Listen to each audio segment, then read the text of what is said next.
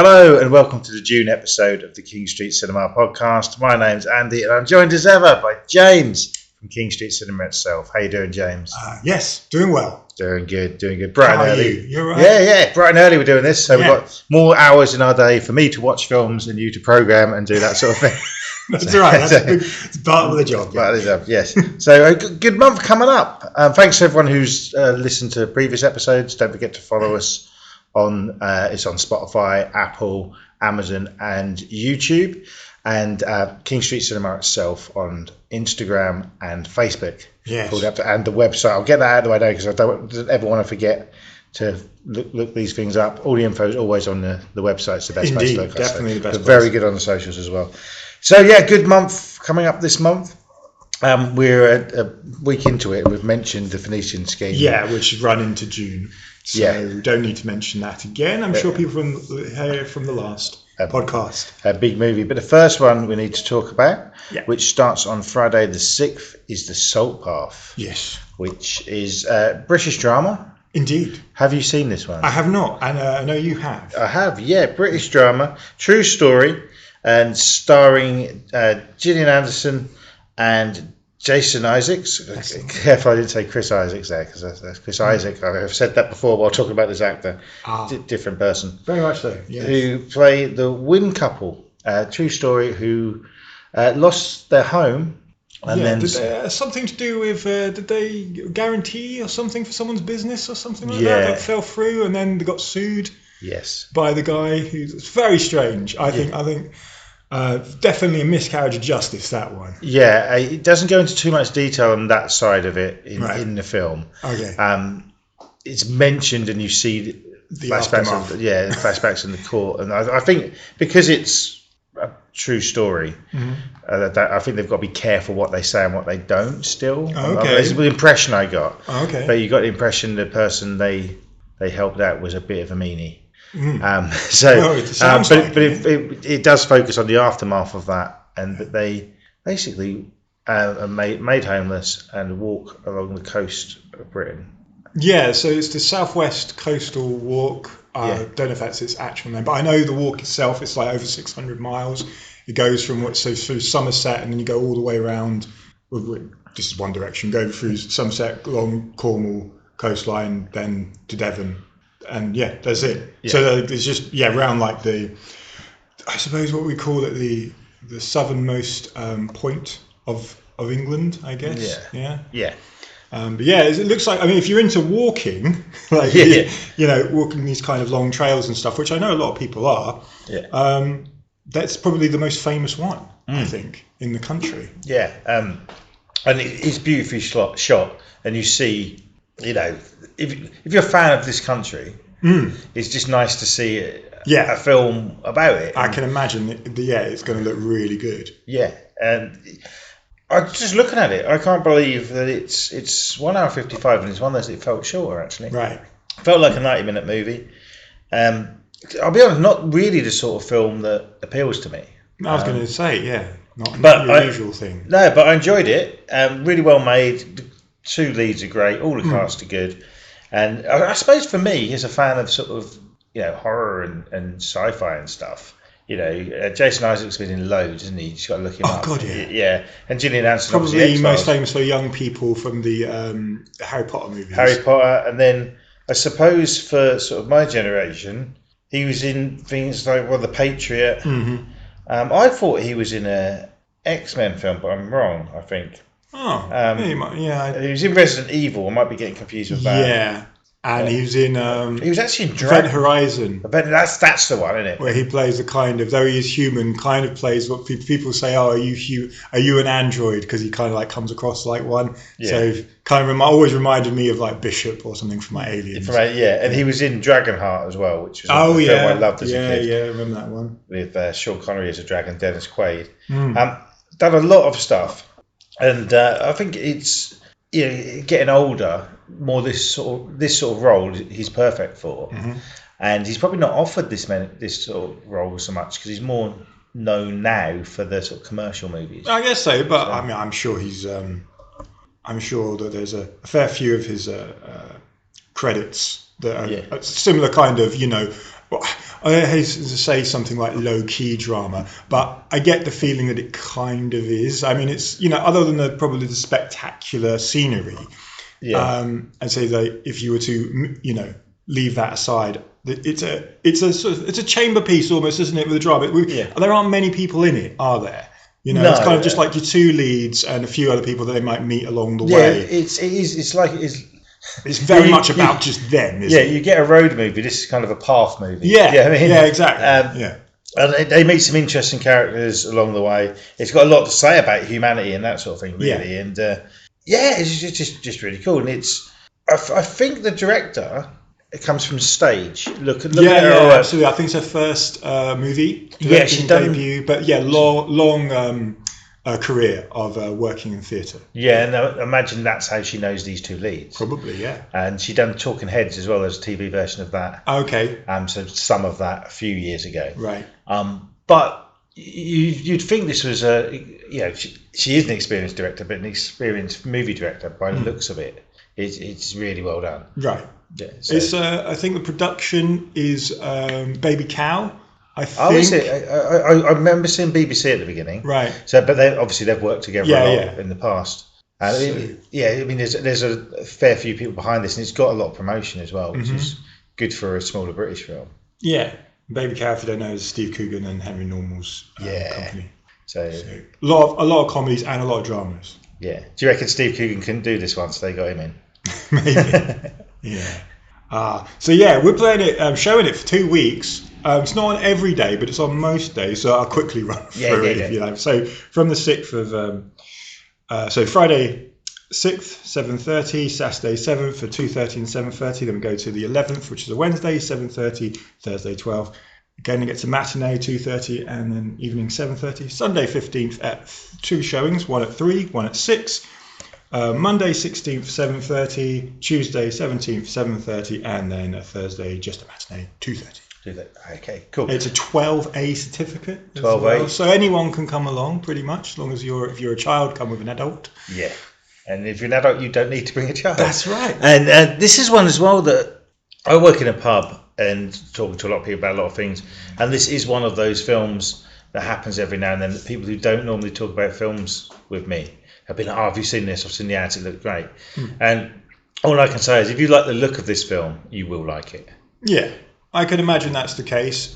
It looks like the kind of movie that I can imagine a lot of people will very much enjoy. As it's a film that makes you feel good, even if it is a bit tragic.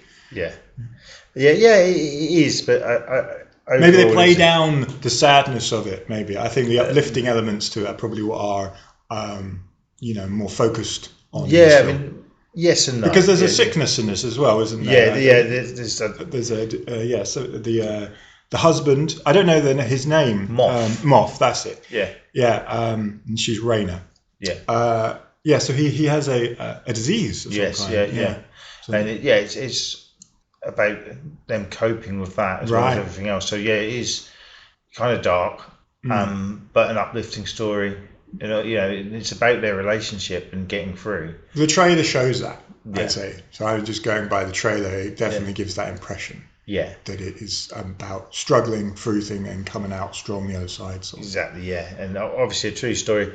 And another true story where I came out, walking back home, looking on my phone about the real story. And this one, it's based on the book that she wrote. Memoir, Yeah, and often with a true story, I can look at bits and be like, well, that didn't happen.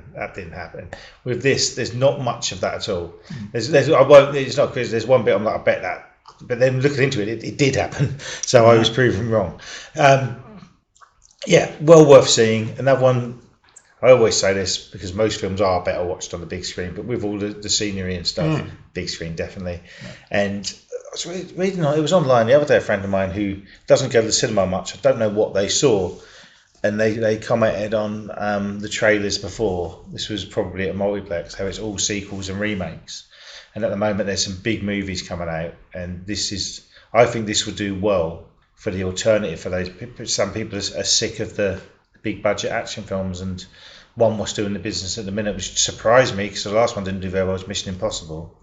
A lot of people who don't want to see that or the kids' films, as we get closer to the summer period, I think this will hang around a while and do well. Oh, yeah. Well, and it should as well. Yeah. Excellent. So, yeah, very much looking forward to that. Anything else you want to add to that, or should we move on? I think we've covered. We didn't mention Gillian Anderson too much, but I'm sure a lot of people remember her from X-Files. If you didn't see that, there's a Sex Education she's been in recently, which has been very popular on Netflix. Yeah, I mean, she lives over here now, doesn't she? Does. Oh, she's I don't know if she's a dual citizen as in, but she grew up in London. Even I think American parents, but grew up in London. So and that's why we see her in a lot of British stuff. Yeah, because she's got two accents. Yeah, and she does, which we will mention as well. Oh yeah, she's doing theatre, so sure. We'll come back to her. Shall we? Well, I mean, we could mention that. Should we mention that now? We'll mention that right now, but as it's on quite soon, because it's on the 8th of June, we have a National Theatre Live of Tennessee Williams' classic play, Streetcar Named Desire. So that's on Sunday the 8th at 6 o'clock, again starring Gillian Anderson in the main role of Blanche. Do you know this play at all? I know it from The Simpsons. Yeah. Well, I saw this. I know this play fairly well. I've seen the old movie with Marlon Brando in, but I also saw in the West End. 98, I think, so a long time ago now. I went to see it, starring Jessica Lange. Oh, really? In the main role there. Cool.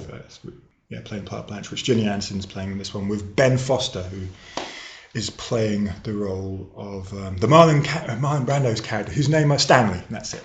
Yeah. So it's really good play. So you should definitely go check that one out. I've had a little look at it already. It looks like a cool little production. The spinning stage in the round. Which I've seen the trailer for it. It looks cool. So if you're into that, and so there's a connection there. I will often, when we do these podcasts, I like to find a connection between what we're showing and easy one this time. Gillian Anderson is in TV. Yeah. So there we go. Yeah. So that's on the. Is it 6 p.m. My eyesight. Yeah, that's right. 6 p.m. It's long. It's over 3 hours, but it's a long play. But shouldn't bother anybody really. It's a great play. So if you like that sort of thing, definitely come check it out. I reckon that's going to be a good one. Yeah. We've got another British film. We do. So it's quite British heavy, I suppose, this month. So The Ballad of Wallace Island. Yeah. So that's the one, isn't it? Yeah. Starring Tim Key. Yes. Of all people. There's another connection there with Baby Cow, Steve absolutely. Coogan. I was going to say, I was going to bring that up because I saw that this morning, that Baby Cow production Salt Path. I'm not sure if they're involved in the production of this one, but Tim Key, of course, working a lot with Steve Coogan more recent years. He's Psychic Simon from Alan Partridge. That's right, yeah. So this looks really cool. And just before we talk about it, I haven't seen it. I'm going to hopefully come. You've got it for a weekend, so I'm going to hopefully see it over that. So it's later on in the month, 20th of... so starting on the Friday, the 20th, 7:30, Saturday, 21st, at 2:30, Sunday, 22nd, at 6, and then Thursday, the 26th, June, matinee 2:30, evening 7:30 show. Yeah, well, I got a message the other day from another film goer who saw this in London. I think it was a preview showing somewhere. Right. And he just said, you've got to see it. Right. And he looked at the cinemas in Ipswich and he went, he just said, thank God for King Street, they're showing it. Yes. And he's blown away for it. Excellent. And he's going to come again, he said. Excellent. Well, yeah, it looks good. Comedy drama, I say, starring Tim Key, Carey Mulligan, who a lot of people know, very famous these days, been in a lot of Hollywood films, as well as a lot of British work, of course. She was in a film we always seem to mention, Saltburn. Yeah. And it was the 25th or maybe 30th anniversary of 20th anniversary of Pride and Prejudice. She was in that. Sure, yeah. Done loads of stuff. And one of those faces, I always said, what do I know her from? And I look her up and she's in everything. So many things, indeed. Yeah. Also, Tom Basden, who I don't know, but both him and Tim Key are also the writers of this film. Okay. So, small cast again, I believe. I think he wrote Plebs, the series. Oh, okay. Haven't seen it, but know of it. Yeah. Okay. So yes, again, a small cast set on an island. He's So Tim Key plays a guy who's got a lot of money, multimillionaire, lives on an island, loves a folk singer or duo. Duo, yes, yeah. Folk duo, and he wants them basically to. The ruse, it seems to me from the trailer, is to try to get them back together because they've become estranged, and he's a massive fan, or his wife, or ex-wife, or deceased wife, as it were, was a massive fan, and he wants to get them back together again. So it's kind of a romantic, bittersweet, romantic comedy drama. Yeah, there's a couple of jokes in the trailer I really laughed at as well. Yes, and it was fun. I think the trailer is good. It definitely sells you on what kind of film it is. Don't think it lies to you in any kind of way, which, if you're into these kind of movies, you're going to go see this one, right? Yeah. It's without question. It's one of those, being a fan of British comedy, just the faces in the trailer and what you get of the humour. I was like, yeah, I've got to see this. Mm-hmm. And it's getting good reviews as well. Yeah, I can imagine it should do. I say, the people in it are really good. Director, again, I think it's a new. I think he's done maybe one other movie before. Was it Cuban Fury? Was it? It was a comedy. Oh, probably about 10 years ago. Yeah, and so I'm not sure if he's been doing TV work or not. I'm guessing by the people in it and involved that TV work. Yeah, Cuban Fury was 11 years ago, and that was with Nick Frost and Chris O'Dowd. So I remember that coming out. I don't think I saw it. Right. And other movies, he's done a few dramas. There might be TV stuff. I'm just looking up. Yeah.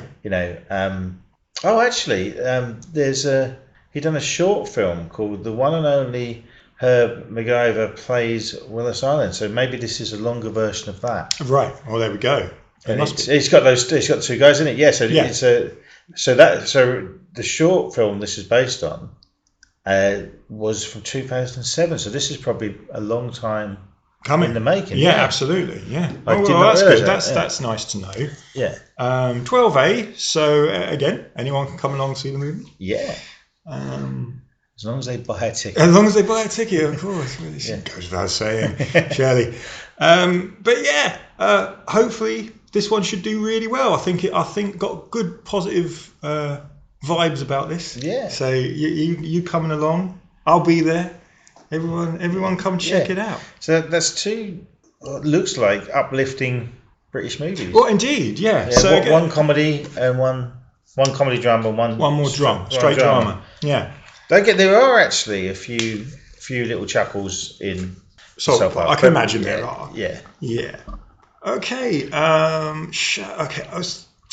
Before we get to Sinners, I think we should mention we have an event, a one-off screening. Yeah. On the 25th, Wednesday, the 25th of June at 7:00. Movie called Time Travelling with Myself. Now, my understanding is that this is a local making. Yeah. Piece of filmmaking. I'm not entirely sure. I don't have much information personally on it. All I know is I've seen a little quick teaser trailer for it. Looks like to be perfectly honest, looks like an episode of Doctor Who. Yeah. So that might be exciting. There's a Doctor Who connection, isn't there? Yes. So Louise Jameson, who played Leela in Doctor Who back in Tom Baker days, I think she's also appeared in that character a few times since. So she's in the movie. It's like I say, it's a local-based filmmaker who the project was created, I think, to give young people in the East Anglian area a chance at getting to know what it's like to be on a film set, work on a piece of filmmaking. So that's pretty cool. There's going to be a Q&A. So the creator, who's I think Mark Fimbo, I'm guessing will be there, as well as some of the other people involved in either the actors or members of the crew. It's a short thing, only 90 minutes long. I get the feeling that it's a movie that might be based on a longer bit of work, like a series or something. Okay. Looking from what I saw online about it, was that it looked like it was there were episodes. But what we're showing was, like I say, it's going to be roughly about 90 minutes with the Q&A as well. So I'm thinking it's probably maybe an episode or two, maybe put together to make a short piece. Yeah, or like a pilot episode. Yeah, that kind of thing. I'm pretty. It looks interesting. I saw the teaser trailer and looked online, and it's on a Wednesday night, I believe. Isn't it? Yeah, Wednesday 7:00, 25th. 25th. Yeah, I'm going to try to get to this. That is my birthday. Oh, so are you working? I am.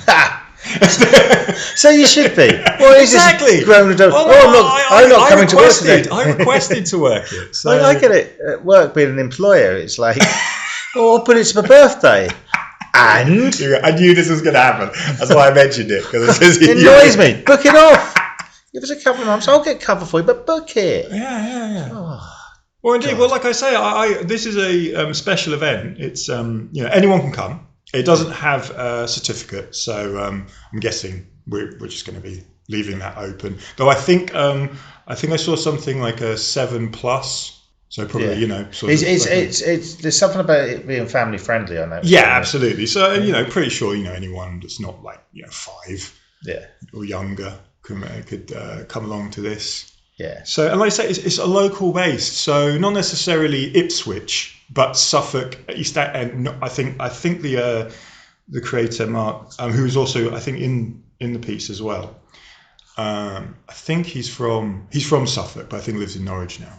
Okay. But yeah. Yeah, this is cool. This looks something a bit different. It's 7:00 as well, so so that's cool. Yeah, I'm gonna get to. So this. it'll be finished before Lent. Yeah. If you don't see me, it's a member of staff's birthday, and they've not told me, so I'll come there shift. But that's good. It's not a nice little thing. I think that hopefully should get a lot of interest with people locally, and hopefully some young people who maybe are interested in working. Local young people who are interested in creating something themselves, a piece of film themselves, and want to learn, want to know how to maybe get involved in that. Yeah. Like I say, the creators will be there, and I'm sure will be interested in meeting other people that would want to work on future projects. Yeah, and obviously there's the Q&A. So yeah, exactly. Yeah, that's really good. So yeah, that's on the 25th. Yeah, and we will talk now. Starting the Friday after that. Sinners. Yeah, so Sinners is on the 20th, so that'll be the 27th, Friday 27th, 7:30. We've also got it on Saturday 28th at 2:30 and 7:30, and then there'll be a Thursday matinee showing that was on the 3rd of July at 2:30. Yeah, so have you seen this one? I have not seen Sinners. I've been waiting for us to put it on before I saw it. My brain had been like, I've been going back and forth in my head, should I see it, should I not? And I just decided not to. So leaving it till then. Probably catch it on the last date, I reckon, on the 3rd. Yeah, this is one that I caught. I was at a horror festival. Yeah. And it was basically shown. So I saw it a while back, before all the hype, really. And I don't know, because there's a massive twist in it. I don't know if people know. No, well, obviously we're not going to. Well, one of the trailers gives that away, so we won't. Was it the teaser trailer, like an early trailer? The teaser trailer doesn't, but the main trailer does. Oh, does it? Oh well, well we've been trailering that, so maybe there's 2 trailers, but there are 2. I know there are 2 trailers. I mean, I've been trailering the one that's the UK official. Okay. But there's more than is more than one. But I just I'm not gonna. Yeah. But it's Ryan Coogler. Is that his Coogler? Yeah. Who is basically every film he's done so far has done the business. He's what you definitely call hot property at the moment. Yeah. Everything he's touched has just turned to gold. Yeah. So like Creed and Black Panther and stuff like that. But this is not based on an existing. Yeah, franchise. So this is his own career because he's also the writer of it as well. Yeah, so he's done his own thing and proven. Well, I have seen some of his shorts that he'd made before he'd been making it, and I think he'd done a couple of at least one. He'd done one other film, drama, which I haven't seen. But like I said, I've seen some of his shorts, and he definitely had early in his career, like just out of film school sort of thing, and you definitely see the talent. Yeah, and I think. This was the sort of test for him. His own, and it's so well made. He's cast very well again. It's Michael B. Jordan in dual roles. Yeah, and one of those that he's so good that you do forget that he's playing the 2 characters. Yeah. And another one that talk about films that are well shot. This looks amazing. It's set in the 30s in America, and this is it's very hard to talk about this without giving much away. I'd say watch the UK trailer, the one that you said. If you've been coming to cinema, you'd have seen it. Yeah. And I don't think it gives anything necessarily away. I mean, it gives you the impression that there is something sinister going on and something that you say evil going on, but I don't think it really gives it away. I will say though that a lot of when I've watched, I have seen a lot of people talk about this film, review it, not necessarily with what they would consider to be spoiler-free reviews, right? Speaking on, I think, what you're not wanting to mention, because I think it's just, I suppose, was an understood thing. Yeah. What a part of what this film is. Well, everyone I know who's seen this and reviews I've read and stuff, overall, I've seen exceptionally good feedback. Oh yeah, I haven't seen anyone. The couple of people who I know who haven't liked it that much, right, did know this thing. So I think you're best going in not knowing. Okay. Because you're waiting for it. Okay. Fair enough. But yeah, like I said, I have not seen anyone. This was what fascinated me about this film, because I had originally, being that it is billed as a horror film. And a lot of the time we don't show too many horror films. We do on occasion, absolutely, but we generally don't. I mean, horror films come out constantly. They are a cinema churner type thing that you just get another one. Big cinemas will show them because they know that they're I mean they've got the fan base. Date movies in a way. Exactly. And we as a cinema generally don't too much go in for that sort of thing. That's why we also don't show like big blockbuster movies, because everywhere else is showing them, and it's just the standard thing that the chain cinemas will show. So unless there's something specific or something interesting about it that certainly resonates with us as a cinema, if that isn't there, we generally won't bother with the movie. So this one I just put to a side, like didn't even think about it, and then as a month or so, a few weeks after its release, I'm noticing, not that I'm looking for, but I'm just noticing it's coming to me, all of the good feedback, right? All of everybody talking about it in a really positive way. Yeah. So it's just like I couldn't ignore it, really. Yeah. Well, I'd say as well that is not mentioned as much as should be the music in the film. Mm-hmm. It's all, when you get a film where it's not people constantly bursting into song, but you could kind of class it as a musical. This is what I was hearing about. These were the elements, because I'm not really too bothered about the horror side of things. What was fascinating me? What was fascinating me about all the positivity that I was hearing were all the other bits. Were all the things about the costumes and the setting, right, and how authentic all of that stuff felt. Yeah. And I'm a big music fan, and certainly a big fan of music of this era, 1930s swing music and things, jazz, and I was like, people were saying that kind of thing, that it's all basically a musical in a way. And I thought, that sounds cool. Yeah. That sounds really good. So with everything else going on with it, with the thriller and horror elements to it, with that incorporating into a really well-made, authentic-looking piece, that was like, that sounds really good. Well, right? I listened to a horror podcast about it, and the people talking about it were saying that take the horror elements out of it, and they would be perfectly happy watching that for 2.5 hours, and said that that it wasn't that what drew them in. This is horror fans. Yeah.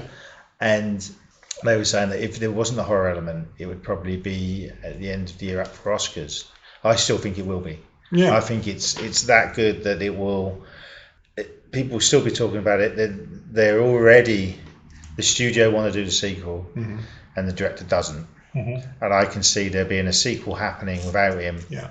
And it will be rubbish, but it's one of those that it is unique. There's a lot of elements from a lot of other films, obviously, but it's its own thing, and it's so far it's sort of almost come out of nowhere. There was a bit of hype because of the people behind it, sure. And when it was trailering months ago, I was like, I want to see this because I read it only be on for a week, and it's really, it must be up there already with the biggest films of the year. I'm sure it is. I still think it's showing at the major cinema, the big complexes, I think. Some, not. I don't. I was in there, when was it, the other week, and with you, And I'm pretty sure blaming me. Yeah. Blaming you. Yeah. Where did we go? Well, yeah. Anyway, we were seeing something that we certainly were not showing, and I'm pretty sure it was still maybe it was one show in a day or something. That was a half term week. Yeah. That's that was why it was on, I think. But I'm already know that we have interest in this movie. There are people wanting to come and see this movie specifically at our cinema. So, you know. To be fair, I want to see it again because I saw it. I was at a horror festival, so I'd been busy all day doing stuff, and just in the evening sat down. I was very tired, and there's a lot to take in, and it is one of those movies that you might want to see on a second watch to see things, what you missed and didn't know about the first time. And plus, I find a film like this with such great music, you want to watch over and over again just because you like the set pieces to the music and the music itself. So basically, I'm saying, if you've already seen it, come see it again. Yeah. Well, like I say, I mean, we're showing it at the end of next month, and I'm sure by that point it won't be showing anywhere else. And so anybody that will be interested in seeing it at that time, we will be the place to see it. Yeah. Ultimately, and like I say, I do think that there are. Well, I know that there are, but I think there'll be even more people that will be wanting to see it at our cinema. Yeah. So that's one to look forward to right at the end of the month. Any sneak peeks on what will be shown soon, or what we'll be talking about soon? 28 years later. Yeah, that's one that another horror. Another horror, indeed. Yeah, I mean, another one that has reasoning for why we would show it. I mean, it's Danny Boyle. Guy who's prolific in British cinema, and certainly the kind of person that we would show his movies. And Garland wrote it. Of course, we've had his films on as well. So that's the reason why. Not just that it's not. I wouldn't say just another generic horror movie. No, it isn't. No. It's got a history, and a lot of positive. At least the first film certainly has a lot of fans. Yeah, I mean the first sequel, 28 months later, was it? 28. I can't remember. Do you know? I can't remember because the second one isn't Danny Boyle. It's 28 days and then it's 28 weeks. 28 weeks, is it? But that's not. It wasn't not him. Dan. No. So that's why. So this is really, to a lot of people, the actual sequel. Yeah, they thought that. But with that sequel, that's what got me thinking. If they do a sequel to Sinners without it's. Sometimes it works. I mean, it worked with Alien. We mentioned Alien. Sure, but it's got to be done well. Yeah, and if you're going to do that, you're going to have to put your own mark on it and not try and make it sort of like hey, we're just doing the first one again, but with different people. And I think with 28 years later, it has. I don't think it's been 28 years, but it's been long enough. It's very close. I mean, was it almost? It was over 21. I'm going to say. Yeah, I think 2004. I think the first one came out. Is that right? So I thought it was a bit older than that. Oh, you might be right. I might. No. I think maybe 2002. Yeah, something like that. Yeah, that feels right. So, and I think it's. I think they've left it long enough so that they're keen and want to do it again. Well, clearly, yeah. And absolutely. The first one, I'm not huge on it, but the trailer for this looks amazing. Yeah. It looks like they've gone, because the first one was quite low key, and this one looks like it's going to be again a drama, but with more. It's clearly got a bigger budget. Yeah. And a lot of, don't say spoilers, but if you were to do, I'd done a look at the cast. Because I think it's going to be a lot of smaller roles, but it looks like they've got a lot of talented people together for this one. So we'll talk about that next month. Yeah. So I just want to see. This is a little sneaky. Other than that, I'm sure there are. We have. I just mentioned quickly. Old Japanese film from 1985. It's a 50th anniversary. The film's called Ran. It's by Akira Kurosawa. Yeah. It's fantastic. I was about to swear there, sorry. It's a fantastic film. One of my favourites, in fact. So very happy about it. Do you know when you're showing that? Don't know the date off the top of my head, but it is. I'm pretty sure it's on the website, though. Cool. I'm very excited about this because I was going to do a day in London recently, and I was looking at what films were on during the day before I had to go to the gig at night, and that was one of the ones on. And I read up on it, and I'm like, how have I not heard of this? And it sounds amazing. Yeah, it is. Really good reviews. Amazing. And then I ended up not going that day. Mm-hmm. and now I know you're showing it. Thank you very much. There's also it's an adaptation of King Lear, which it's a Shakespeare play, which if you don't know, you should know, which is my favourite Shakespeare play, and I do love this adaptation. It's probably if not my favourite, the top 3 Kurosawa films. Who again is a filmmaker that we have shown his films. We've shown Rashomon and Seven Samurai, so we have a lot of history with this filmmaker, as we should, as any cinema should. So cool. Okay, that's wrap it up. All right, and we've spoke about a lot there, but there's 3 films there, the main 3 we spoke about, that I think everybody should see. There's mass appeal for anyone who... I think so. I think this should be a really good month. So brilliant. Well, thank you very much, and we'll be back for July's episode probably at some point early July. Cheers.